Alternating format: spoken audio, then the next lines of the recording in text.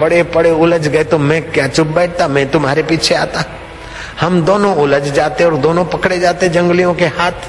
तुम्हारा तो उंगली कटी हुई छोड़कर तुम्हारे को तो छोड़ देते, लेकिन मेरा नारियल बधेर देते। जो हुआ अच्छा हुआ, जो हो रहा है अच्छा है, जो होगा वो अच्छा होगा, ये नियम सरकार का है। जो भरोसा परमात्मा पे करना चाहिए वो भरोसा अगर तुम किसी मरने मिटने वाले पद पर करते हो तो उस पद में प्रॉब्लम आना शुरू हो जाता है। जो प्रेम परमात्मा को करना है वो प्रेम अगर स्त्री के हाड़मास को या पति के हाड़मास को करते हो तो कभी न कभी लेडी लेडी में झगड़ा वो करा ही देगा, बिल्कुल पक्की बात समझो। जो भरोसा परमेश्वर पर करना है वो भरोसा अगर किसी मित्र पर या ऑफिसर पर किया और परमेश्वर का भरोसा हटाकर उन्हीं के भरोसे रहे तो वहां से कभी न कभी आपको धक्का या धोखा मिलता ही है, बिल्कुल पक्की बात है। जो भरोसा ईश्वर पर करना है वो भरोसा अगर पुत्र पे करा के बड़ा होगा, शादी करेगा, लाडी लाएगा, मैं पानी मांगूंगी और दूध का प्याला पिलाएगी, दूध के प्याले के साथ साथ और भी कुछ पिलाएगी, याद रखना मासी। वो भरोसा ईश्वर पे रख, दुल्हा के दुल्हन पर भरोसा किया तो जरूर वहां से कुछ न कुछ प्रॉब्लम भी आएंगे। जो आधार सर्व आधार ईश्वर पर रखना चाहिए वो आधार अगर तुमने किसी व्यक्ति पर, किसी परिस्थिति पर, धन दौलत या सत्ता पर, किसी पर रखा तो वहां उथल पुथल बिल्कुल वो कर देता है। उस बात की आप समीक्षा कीजिए। कबीरा यह जग आए के बहुत से कीने मीत, जिन दिल बांधा एक से वे सोए निश्चिंत।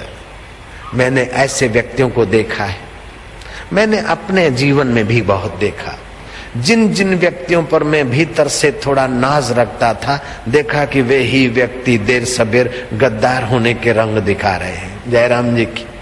जिन जिन को भीतर से मैंने चाहा कि ये व्यक्ति मेरा अवशेष कार्य संभाल लेंगे अथवा मेरी ये सब व्यवस्था संभाल लेंगे, उन्हीं व्यक्तियों के जीवन से मेरे को कड़वे अनुभव हुए। आपको भी हुए होंगे। अगर आप समीक्षा करेंगे तो आपको दिखेगा और समीक्षा नहीं करेंगे तो फिर आपको नहीं दिखता होगा।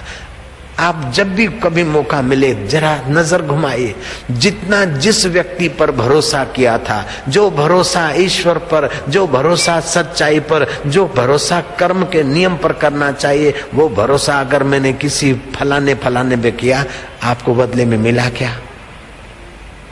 ईमानदारी से आपकी समीक्षा होगी तो आपको वहां से प्रॉब्लम मिला होगा, बिल्कुल पक्की बात समझो।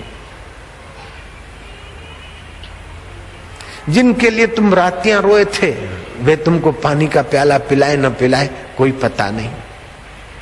अरे गाफिल न समझा था, मिला था तन रतन तुझको, मिलाया खाक में तूने, ऐ सजन क्या कहूं तुझको। अपनी वजूदी हस्ती में तू इतना भूल मस्ताने, करना था किया वो न, लगी उल्टी लगन तुझको। जिन्हों के प्यार में तू हरदम मुस्तके दीवाना था, आखिर वही जलाएंगे, करेंगे याद दफन तुझको। शाही और गदाई क्या कफन किस्मत में, आखिर मिले या ना खबर पुख्ता, ए कफन और वतन तुझको। ये शरीर अपने गांव में, अपने इलाके में मरे कि कहाँ मरे कोई पता नहीं। कफन मिले या वतन में मौत मिले कि न मिले कोई पता नहीं। ऐसे क्षण भंगुर शरीर को पाकर तू शरीर पर भरोसा करेगा तो जरूर वहां से कुछ न कुछ प्रॉब्लम आएगा। जो भरोसा आत्मा पे करना चाहिए वो भरोसा शरीर पे किया, जरूर धोखा खाएगा। जो भरोसा अंतर्यामी ईश्वर पे करना है वो भरोसा अगर धन पे किया, जरूर इनकम टैक्स का नोटिस, सेल टैक्स का प्रॉब्लम या तो कोई पैसा दबा देने का प्रॉब्लम तेरे सामने वो लाके रख देगी प्रकृति। आप व्यवहार करो, व्यवहार में जितना भरोसा चाहिए थोड़ा बहुत करो, लेकिन पूर्ण भरोसा तो तुम अपने पिया पर करो, परमात्मा पे करो। इन नश्वर चीजों पर और नश्वर संबंधों पर भरोसा नहीं। एक सेठ जी बीमार पड़े थे। बाबा जी, वो सेठ की स्थिति गंभीर है, जरा घर में पड़े हैं। जरा बाबा जी नजर डालते जाओ। मैं क्या सत्संग करके लौटते हैं? बोले बाबा वैसे तो वो आ जाते हैं आपका दर्शन करने, लेकिन चलने की ताकत नहीं। मैं क्या नहीं, हम आ जाते हैं। सत्संग करके लौटे, हमने कहा कहाँ है सर जी? बोले बाबा जी वो तो चले गए। अभी तक तो कहते हैं कदम चलने की ताकत नहीं, क्या इतनी शक्ति आई कि जहां से चल दिए तुम दुनिया से चल देते।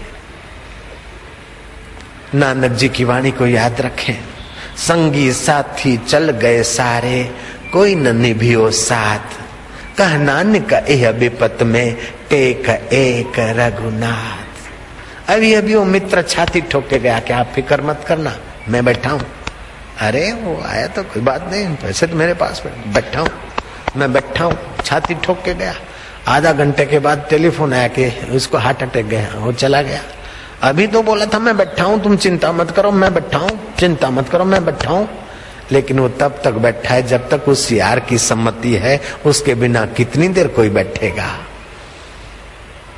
इसलिए कृपा करके आप भगवान की कृपा की समीक्षा कीजिए। मना घड़त कल्पना में भगवान को मत बांधिए। भगवान की मेरे पर कृपा है, फलाने पर नाराज है, फलाने पर कृपा है, भगवान मेरे से रूठा है, अपने भाग्य को मत कोसिए। राजा तेज बहादुर गर्मियों के दिनों में चांदनी में छत पर बैठा बैठा है, पतेली भरी थी आम की, मीठे आम चूस रहा है। दूर नजर पड़ी, सिपाही 5 सिपाही एक कैदी को ले जा रहे हैं।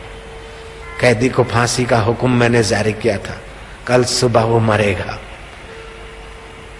सोचता कि भगवान तेरी हम पर कितनी कृपा है, हम अपने स्वार्थ के कारण कई लोगों को मरवा देते, मार देते, फिर भी चांदनी में आम चूस रहे हैं और उसने एक आध खून किया और कल फांसी चढ़ जाएगा। क्या उसके दुर्भाग्य है?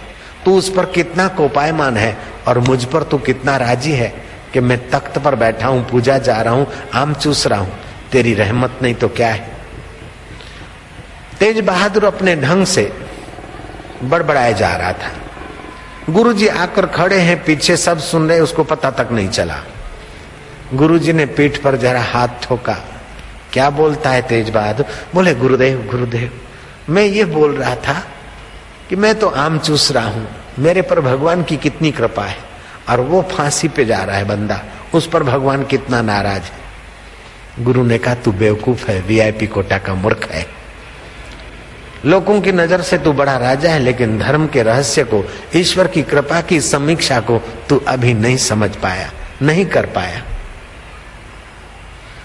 उसको ईश्वर फांसी पर पहुंचा रहा है कि उसके शरीर से अब सत प्रवृत्ति होने की, उसके स्वभाव से ये सत प्रवृत्ति या सुधरने की या लोक कल्याण की या लोक पालन की प्रवृत्तियां होना संभव नहीं है। इसलिए उसकी बुरी आदत तोड़ने के लिए उसका शरीर लेकर उसको नया शरीर देगा, इसमें उसकी कृपा है। और तेरे से कोई सत्कर्म